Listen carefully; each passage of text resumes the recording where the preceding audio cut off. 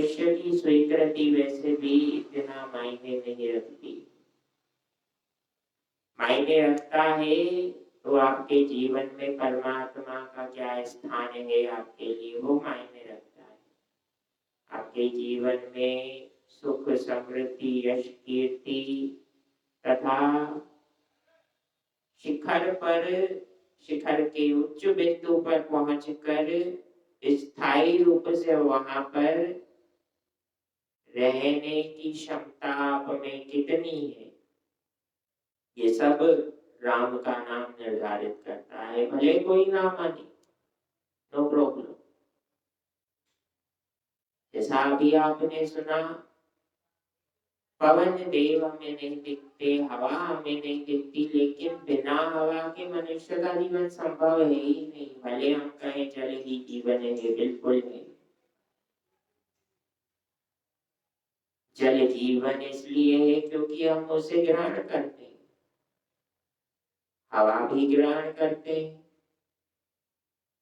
वो दिखती नहीं। तो अल्प बुद्धि वाला व्यक्ति बार बार मन में यह संदेह करता है कि भगवान तो दिखते नहीं, मैं कैसे मान लूं। भाई मत मान, तेरे मानने से भगवान को क्या सर्टिफिकेट मिलेगा? बिल्कुल नहीं मिलना है। जो सत्य है वो सत्य रहेगा। सत्य को स्वीकार करने में मनुष्य का ही हित है, जीव का ही हित है, उसका ही भला होता है, भगवान का भला नहीं होता। मनुष्य भगवान को स्वीकार करे या ना करे, हाँ, उससे हमारी बुद्धि जरूर फिर जाती है। जो भगवान में विश्वास करेगा उसके जीवन में कई विघ्न आते आते वापस चले गए, विघ्न नहीं आते। तो कई बड़े विघ्न छोटी सी रजकण के समान, धूल के भी एक छोटे से कण के समान आपको स्पर्श अवश्य होंगे, किंतु प्रभाव नहीं डालेंगे। जैसी आपकी भावना, पूरा खेल मनुष्य की भावना, भगवान के प्रति श्रद्धा और भगवान के प्रति विश्वास पर ही निर्भर है।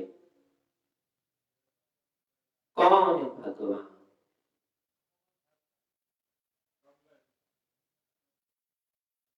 भूमि, गगन, वायु, अग्नि और नीर अर्थात जल, इन पंच भौतिक सार तत्वों जिनसे मनुष्य का शरीर बना है, किसी न किसी रूप में ये तत्व हमारे शरीर का मूल कारण है।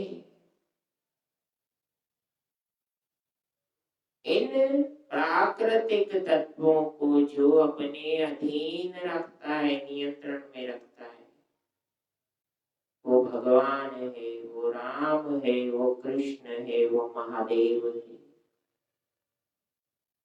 वो आद्य शक्ति है। सबका अपना अपना कार्य है, किंतु स्वयं अपने पूर्व जन्म में सती जी के रूप में जो संशय रूपी प्रश्न मुझसे किया और प्रश्न करने के पश्चात जैसी परीक्षा आपने श्री राम की ली, उससे मुझे बड़ा दुख हुआ था। क्योंकि जब मन में संदेह हो, कल भी मैंने निवेदन किया था कथा में, जब आपका मन संदेह से घिरा हो, कोई बड़ा कदम जीवन में ना उठाएं। जब आपका मन व्याकुल हो, कोई बड़ा कदम बड़ा निर्णय जीवन में ना उठाएं, अन्यथा बहुत बड़ा नुकसान होता है। जब आपकी बुद्धि आपके वश में नहीं है, जैसा कि रानी कैकेयी के साथ हुआ, मथुरा के अधीन उनकी बुद्धि हो गई, जैसा दुर्योधन के साथ हुआ, अपने मामा शकुनी की बातों में आ गया। तो जब बुद्धि हमारे नियंत्रण में ना हो तो उस समय निर्णय नहीं करना चाहिए। इंद्रियां भगवान ने आपको इसलिए दी हैं ताकि आप अपने जीवन में उनका सदुपयोग अपने भले के लिए करें। ध्यान दें, शरीर भी आपका, इंद्रियां भी आपकी, जीवन भी आपका, प्राण भी आपके और भला भी आपका ही। मनुष्य संसार में जो भी करता है अपने लिए करता है, चाहे अच्छा करे चाहे बुरा करे। भलो भलाई पे लहई, लहई नीचाई नीच, सुधा सराहिय अमरता, गरल सराहिय नीच। जो भलाई करने का आदि है, जिसे भगवान ने दूसरों का हित करने के लिए ही संसार में भेजा है, वो भलाई करेगा, भले उसका कितना ही अहित क्यों ना हो जाए। स्वभाव है, इट इज ह्यूमन नेचर।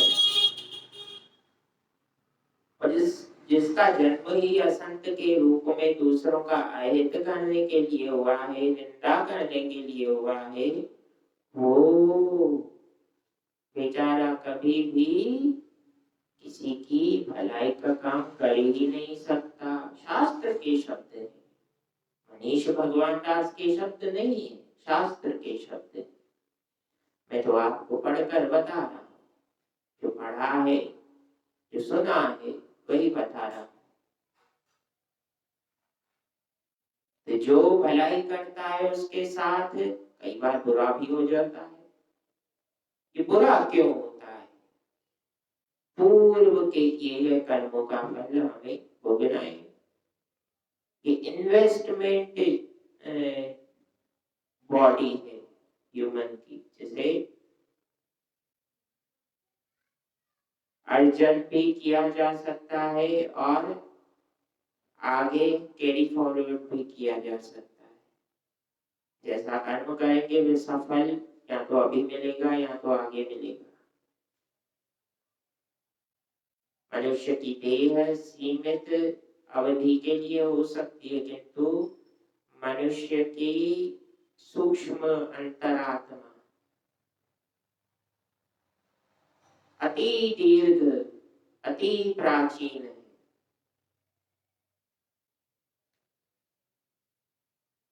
इसलिए भला करना है, इस देह का भला करना है, भला करना है, उस सूक्ष्म अंतरात्मा का भला करना है, जिससे संसार में प्राणी को यश कीर्ति वैभव के साथ साथ भक्ति मार्ग पर भी चलने की सतत निरंतर प्रेरणा मिलती रहे।